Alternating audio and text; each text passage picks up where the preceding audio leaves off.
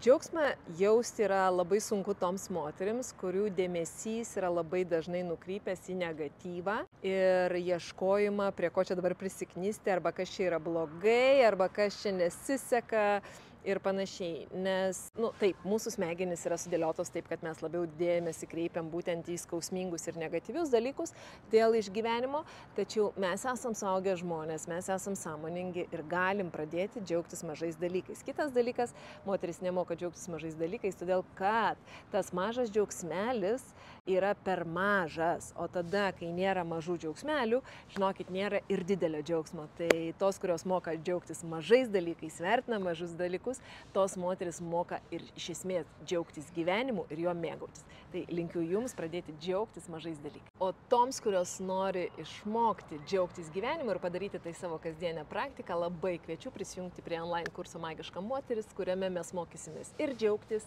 ir dar daug daugiau, kad jūsų gyvenimas taptų magiškas.